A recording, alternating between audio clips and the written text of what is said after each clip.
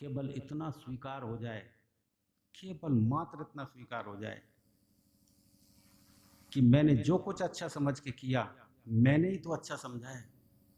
हे प्रभु, ये अच्छा है या नहीं है, मैं इस बारे में कुछ नहीं जानता, कुछ नहीं जानता।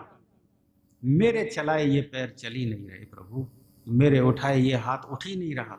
अब तक समझता था मैं कि मेरे उठाए ये हाथ उठ रहा है, मेरे चलाए ये पैर चल रहे हैं, मेरे देखे मैं चीजों को देख रहा हूं।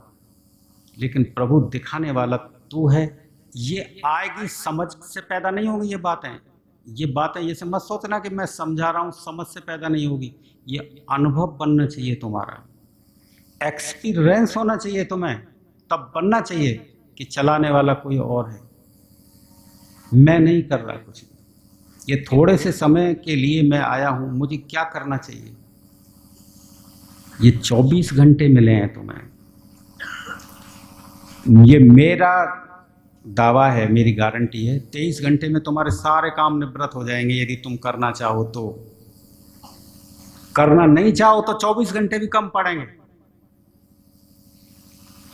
तुम करना चाहो तो 23 घंटे में हो सकते हैं, और नहीं करना चाहो तो 24 घंटे भी नहीं कर पाओ। 1 घंटा दे दो मुझे, सिर्फ मात्र 1 घंटा, कुछ ना करने के लिए दे दो, उसमें कुछ नहीं करना तुम्हें।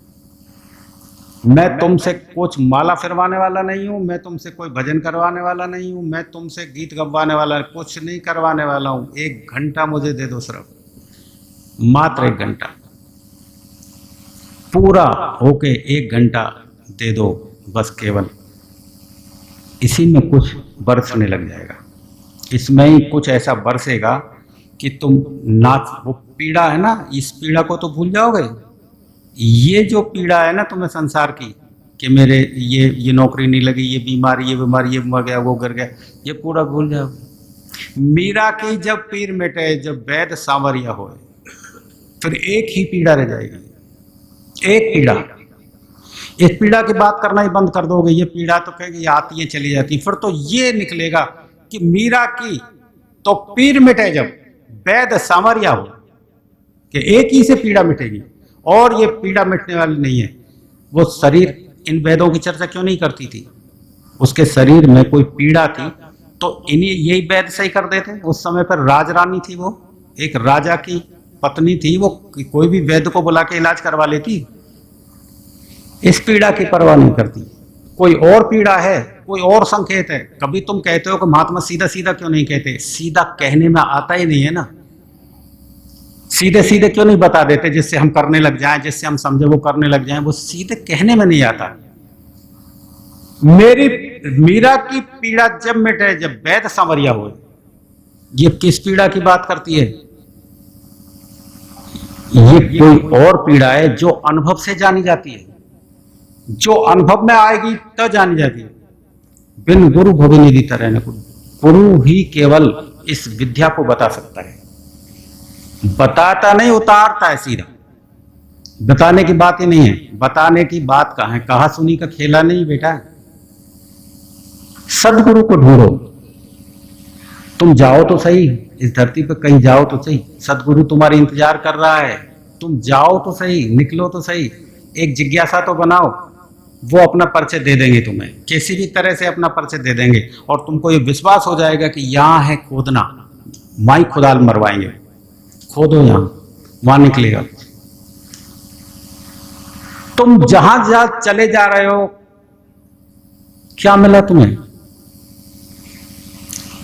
खोजने तुम उसे ही जा रहे हो। वही पीड़ा जो मीरा को लगी थी, वही पीड़ा, उसी वैद्य को खोजने जा रहे हो, उसी दवाई को खोजने चले जा रहे हो। लेकिन उस जगह खुदाल पड़ी नहीं रही तुम्हारी, जिस जगह तुम खुदाल मार रहे हो। तुमने धन पे खुदाल मारी, और अब तक तुमने धन खूब बटोरा, लेकिन फिर वही अभिलाषा लगी रहती है कि मैं और क्या करूं जिससे मुझे संतुष्टि मिले।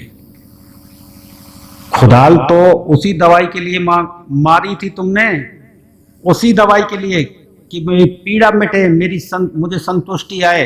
धन पे सबसे पहले खुदाल मारता व्यक्ति, खूब धन कमा लिया, लेकिन अंदर से संतुष्टि मिली नहीं, तो तुम्हारी खुदाल गलत जगह पड़ गई, तुमने गलत जगह खुदाल मारी।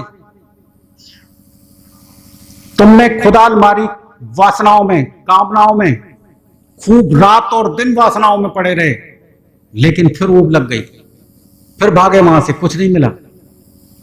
आम्रपाली नगर वधू थी बुद्ध के समय में, राजा लोग लाइन में खड़े रहते थे उसका दर्शन पाने के लिए, आम्रपाली का नृत्य देखने के लिए, उसके साथ वासनाओं में लिप्त होने के लिए राजा लाइन में खड़े रहते थे। धन की कोई कमी नहीं थी, राजा उसके पास में लाइन में खड़े रहे तो वो कितना ही बड़ी लेडीज होगी, लेकिन अंत में जाके सब छोड़ के बुद्ध की शरण में गई, कुछ नहीं मिला वासना में उसे। तुम तो कर भी नहीं सकते इतना, कुछ मिला होता तो बुद्ध की शरण में जाके त्यागने की क्या जरूरत थी, और अपने लड़के को भी वहां कर दिया बुद्ध के पास। कुछ मिला होता उसको तो वहीं रहती, फिर सिर पे पराती धर के बुद्ध के आश्रम में मिट्टी ढोने की क्या जरूरत रह गई थी, इतनी बड़ी, जिसके राजा लोग ही लाइन में खड़े। नहीं मिला, आपको भी वासना में कुछ नहीं मिलेगा। अनाथ पिंडक नाम का व्यक्ति था, इतना धनपति था कि राजा महाराजे लोन लेने आते थे उसके पास। राजे और महाराजे लोन लेने आते थे उसको, उधार ऋण लेने के लिए आते थे, लेकिन उसने देखा कि ये धन बुढ़ापा रोक ही नहीं पाया, ये धन मुझे संतुष्ट कर ही नहीं पाया, और वो अनाथ पिंडक बुद्ध की शरण में चला गया और वहां पराती ढोई उसने, और उसने सुख प्राप्त कर लिया। बोलो, आश्रम में पराती ढोई और सुख प्राप्त कर लिया उसने। कोई और चीज की तरफ इशारा है। मीरा की तो पीठ मिटे जब वैद्य संवरिया होए, कुछ और इशारा कर रही है। ये पीड़ा की कोई बात ही नहीं, पीड़ा तो उसे रोजाना हंटर पड़ते थे, रोजाना उसको गाली गलौज पड़ती थी, कुल की मर्यादा को ताक पर रख दिया तक, कुल की मर्यादा खत्म कर दी थी, कुल के दाग लगाने वाली मीरा बन गई। आज उसी के मंदिर बनाए जा रहे हैं। किस पीड़ा की बात कर, ये पीड़ा तो उसे बहुत मिली थी इस संसार में, इस पीड़ा की तो बात ही नहीं करी। वो तो कहती थी ये पीड़ा इन दवाइयों से नहीं मिटेगी। वो तो जहर का प्याला हंस के पी गई, जहर जैसे प्याले कोई हंस के पी रही है वही पीड़ा, जहर के प्याले कोई नहीं बता रही कि ये पीड़ा मुझे जहर देगा, वो हंस के पी गई जहर का प्याला मेरा। फिर इसके बाद कहती है कि मीरा की तो पीर मिटे जब वैद्य संवरिया होए, दवाई कोई और काम करेगी, ये दवाई काम करने वाली नहीं है। तो तुमने खुदाले चलाई थी धन के ऊपर, पीड़ा ज्यों की ज्यों बरकरार है। तुमने वासनाओं पे चलाई है खुदाल, तो पीड़ा ज्यों की ज्यों बरकरार है। तुमने लोभ पे, मोह पे अलग अलग खुदालें चलाई हैं, गिर गए तुम, लेकिन हाथ कुछ नहीं आया, हाथ मसलते रह गए, कुछ हाथ नहीं आया, पीड़ा यूं की यूं बरकरार है। खोज तुम उसी को रहे थे, जा उसी दिशा में रहे थे, लेकिन खुदाल जहां मारनी चाहिए थी वहां नहीं मार पाए, कहीं और मार दी खुदालें, और वहां से कुछ नहीं मिला तुम्हें। एक नशेबाज व्यक्ति भी नशा इसलिए करता है कि वो संतुष्ट हो जाए, लेकिन कुछ मिलता ही नहीं, हाथ कुछ आता ही नहीं। इसलिए कहते हैं कि जाओ खोजो सदगुरु को, वो ऐसी जगह खुदाल मारना बता देगा कि जहां तुम्हें कुछ मिले। गुरु नहीं बताते। सदगुरु का मतलब है जो अंदर का ज्ञान देता हो, जो आत्मा का ज्ञान देता हो, जो खुद शब्दरता हो, शब्दरता गुरु, जो खुद उस परम पिता सत्यलोक सतखंड से जुड़ा हुआ हो। ये ब्रह्म निरंजन पार ब्रह्म, ये तो उसी सतलोक सतखंड के बनाए हुए हैं। ये सब ये उसी की रचना है सारी नीचे की। ये महापुरुषों को भी, ये महापुरुष भी उसी सतखंड से आए हैं। ये महापुरुष जो भी हैं सदगुरु, ये उसी सतखंड से भेजे जाते हैं मानव कल्याण के लिए। जितने लोग उनके शरण में आ जाते हैं या जो चल पड़ते हैं, बस उनको वो ले जाते हैं अपने साथ में। जो रह जाते हैं तो फिर भोग के अगले जन्मों में जाओ, फिर भोगो, फिर इसके बाद मनुष्य बनो, फिर नंबर आएगा। अब वो कितने वर्षों में आए, हजारों वर्ष लग जाए। एक एक जीव की योनि, बहुत से जीव तो ऐसे हैं जो हजार हजार वर्ष के भी हैं, और मानो तुम उसमें चले गए तो हजार वर्ष तो उसी में पड़े रहना। तो फिर भी कोई महात्मा हाथ लगे नहीं लगे, फिर जैसे अब जा रहे हो वैसे जब भी चले जाना। तो कोई इशारा देते हैं। गुरु नानक देव को जब 7 साल के थे, 7 ईयर्स ओल्ड, तो उनको जनेऊ संस्कार करवा रहे थे पंडित जी। तो नानक बोले कि ये तुम जो सूत का जनेऊ मुझे पहनाते हो, क्या ये मरने के बाद भी मेरे साथ चले जाएगा? ये शरीर जलेगा, उसके साथ जल तो नहीं जाएगा, मेरे साथ जा सकता है कि ये? तो पंडित जी बोले कि नहीं, ये तुम्हारे साथ नहीं जा सकता, ये तो यहीं रह जाएगा। तो फिर इस जनेऊ को पहनाने से फायदा क्या जो यहीं रह जाएगा? ऐसा कोई जनेऊ है कि मरने के साथ में जा सके? है कोई ऐसा जनेऊ तुम्हारे पास? ये कोई इशारा करते थे।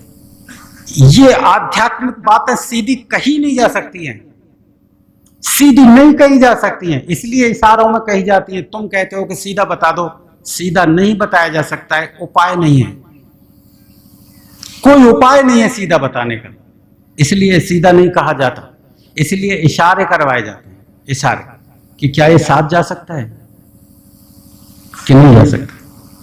तो मैं तो उस चीज को ही अपनाऊंगा जो मेरे साथ जाए। एक 7 साल का बच्चा कहता है, बोलो कितने जन्मों की नानक की यात्रा थी कि 7 साल के बच्चे में ये ज्ञान पैदा हो जाए कि मैं तो वही चीज की खोज करूंगा जो मेरे साथ जाए। अब आपकी तो एक जन्म की भी यात्रा नहीं बन पाई कि इन बातों को भी समझ जाओ तुम। कितने जन्मों में सत्संगों में जाना पड़े, महात्माओं की सेवा करनी पड़े, जब कहीं जाके मोक्ष और कल्याण होता है। आपका तो यही जन्म की यात्रा नहीं समझ पा रही। कई कई जन्मों का योग होता है कल्याण में, कई कई जन्मों का योग होता है मोक्ष में। अरे इस जन्म को तो साध लो, यदि पिछले जन्म नहीं सदे तो कोई बात नहीं, इस जन्म को साध लो जिससे कि अगले जन्म में ये ऐड हो जाए, क्योंकि संस्कार तो अगले जीवन में जाते हैं। अभी वो साथ भी बता रही थी कि तुम केवल कान से सुनते हो, इसे सत्संग सुनना नहीं कहते। जब तक कि तुम विचारों से रिक्त ना हो जाओ, एक भी विचार यदि तुम्हारे साथ है तो तुमने सिर्फ कान से सुना है सत्संग, याद हो जाएगा तुम्हें सत्संग की गुरु जी क्या बोले, लेकिन आत्मा के दरवाजे पे खटखटाहट नहीं की उस वाणी ने। आत्मा से निकला हुआ जो शब्द है वो आत्मा पे ही चोट करता है सीधी, और यदि बीच में तुम्हारे विचार आ गए तो विचार उसे वापस लौटा देते हैं। इतनी बड़ी सामर्थ्य होती है विचारों, वो भी तो ऊर्जा है, वो वापस लौटा देते हैं। तो इशारे की बात है कि गुरु नानक देव किस तरह का इशारा करते थे, यह देखने की बात है। बुद्ध जब कहते थे उंगली मार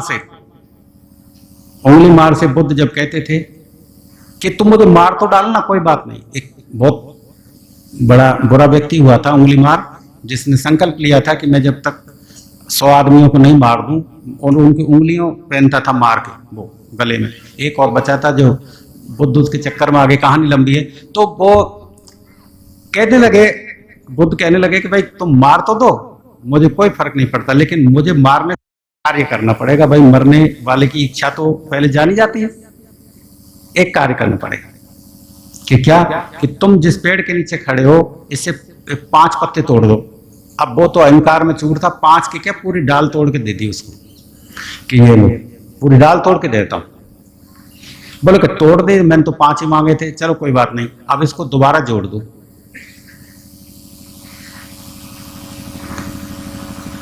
तो वो उंगली मार कहने लगा जोड़ तो मैं नहीं सकता। तो बुद्ध बोले कि तोड़ना तो काम बच्चों का है बेटा, तोड़ तो बच्चे भी दे, माना जब जाएगा जब जोड़ के बता दो।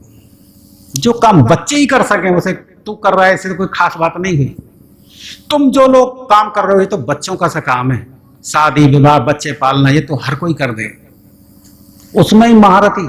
आज तुम्हारे कोई मकान बन जाए, आज तुम्हारे कोई बच्चों की बढ़िया शादी हो जाए तो ऊपर आंखें चल, मैंने कितना बड़ा काम कर लिया, जाने कितना बड़ा महारथी। इस जो आम काम है जो सभी कर रहे हैं, ऐसे सारे लोग जिस काम को कर रहे हैं उसमें काई की बात है। कुछ ऐसा करो जो इस धरती पे आने के बाद मनुष्य को करना चाहिए, ऐसा काम जो करना चाहिए। अब एक छोटी सी लड़की बोल रही थी गुरुप्रीत, अभी देखा तुमने? वो कहती थी कि मेरी उम्र कुछ भी नहीं है, लेकिन मैंने आत्मा के ज्ञान में जो आनंद है उसे जाना, और उसमें ही स्थिर होकर तुम्हारे सामने बोलती हूं कि मेरी ना पढ़ाई छूटी, अभी वो बीए में पढ़ रही है, फाइनल हो जाएगी उसकी, सेकेंड ईयर में शायद। तो अभी वो पढ़ रही है और भी पढ़ेगी वो आगे, और घर का भी सारा काम करती है, नई नई चीज़ें सीख के आती है, मुझे बताती है आपकी बार मैं ये सीख के आई हूँ गुरुजी आपकी, और मुझे खिला भी देती है। कई बार उसका नंबर भी नहीं आता बनाने का, तो अब ये सीख के आई हूँ, अब ये सीख के आई हूँ। तो वो कहना क्या चाहती थी कि मैंने उस आत्मा के आनंद को भी लिया और मेरा कुछ नहीं छूटा, और इतनी कम उम्र में ही मैंने ये चीज़ जानी है। तो मैंने देखो घर का भी काम संभालती हूँ, और फिर मतलब जो है मैं और ये पढ़ाई लिखाई भी कर रही हूँ। आपको ये भ्रम किसने दे दिया कि शादी ब्याह बच्चों की करने के बाद में निवृत्त होकर के ये काम करेंगे हम? निवृत्त हो गए ना जिस समय तुम, तो उस समय शरीर से भी निवृत्त हो जाओगे। ये ध्यान रख लेना, ये शरीर तुम्हारा बैठने में सहयोग नहीं करेगा। तुम जब निवृत्त होने के इंतजार करोगे ना, जब तक ये शरीर भी, घुटनों में दर्द हो जाएगा, पीठ में दर्द हो जाएगा, फिर तुम बैठोगे कैसे? जब तक यदि तुम इंतजार करते हो कि मैं जब निवृत्त होकर के सब काम करूंगा, तो तुम समझ लेना कि फिर कर ही नहीं पाओगे। पीड़ा तो आज की है, और इलाज 10 साल बाद करा लेंगे, 20 साल बाद करा लेंगे, 50 साल बाद करा लेंगे, तो वो कैंसर बनेगा, मरोगे तुम। आज की पीड़ा है, आज प्यास लगी है, आज पानी पीना है, प्यास आज लगी है, 1 महीने बाद पानी नहीं पी सकते तुम। आज भूख लगी है, आज अब रोटी चाहिए, अब भूख लगी है, अब खाना चाहिए, अब प्यास लगी है, अब चाहिए। तुम 20 साल बाद खाना खाओगे, आज भूख लगी है। तुम बच्चों की शादी कर दोगे जब भगवान का नाम लोगे। ऐसा भूल मत करना कभी भी। आज कर सकते हो, 23 घंटे में सारा काम निवृत्त कर सकते हो, तुम 1 घंटा दे दो, सिर्फ 1 घंटा दे दो। कुछ करने की जरूरत नहीं है, कुछ ना करने के लिए देना है मुझे 1 घंटा, सिर्फ। कराऊंगा कुछ नहीं तुमसे, मुझे कराने की जरूरत नहीं है। कर करके तो तुम हार गए, खूब परकम्मा दिया है, रात दिन मंदिरों में बेनागा। एक दिन अगरबत्ती नहीं करो ना तो रात को नींद नहीं आएगी। आज तो हमने अगरबत्ती नहीं करी, रिश्तेदार में चले गए, तीर्थ यात्रा में चले गए, वहां देवी, वहां देवता, वहां भाग रहे, टाइम निकाल के भाग रहे, कुछ नहीं हाथ लगा। कुछ करते करते तो उम्र निकल गई, ये पाठ कर लिया, वो कर लिया, ये 40 पढ़ी, वो कर, कुछ मिला ही नहीं, मिल भी नहीं सकेगा समय। क्योंकि जब तक तुम बदलोगे नहीं, तब तक भगवान तुम्हारी प्रार्थना स्वीकार करेगा ही नहीं। क्योंकि भगवान तो स्वीकार ही तुम्हारी प्रार्थना जब करेगा जब तुम अंदर सहज हो जाओगे। अंदर से जब सहज हो जाओगे तब भगवान प्रार्थना स्वीकार करेगा तुम्हारी। इससे पहले भगवान स्वीकार करने वाला नहीं है। कितना ही डोलते रहो, कितना ही करते रहो, कुछ भी होने वाला नहीं है। तो मेरे कहने का सिर्फ मतलब यह है कि भीड़ इकट्ठी करनी हो ना, तो ये विद्या मैं तुम्हें सिखा सकता हूँ, कथा बांचना सिखा सकता हूँ। इससे ज़्यादा भीड़ इकट्ठी 6 महीने में करवा दूंगा तुम्हें। 6 महीने में इतने पांडाल भर जाएंगे। लेकिन बात खुद को बदलने की है बेटा, बात खुद को बदलने की हो ना तो साहस पैदा करना पड़ता है। आज 20 सालों में इतने से लोग क्यों हैं? कुछ ही साहसी आ पाए मेरे पास, बाकी के तो साहस रख ही नहीं पाए, छूट गए, या फिर वैसे ही आए, चलो चल के चले आते हैं। तो मुझे बेटा तुम ये तो सोचो कि महात्माओं को कोई भीड़ की जरूरत है? तुमको जरूरत होनी चाहिए, गर्ज तुम्हारी होनी चाहिए, उनकी कोई गर्ज नहीं है। गर्ज तुम्हारी हो तभी बात बनेगी, इससे पहले बात नहीं।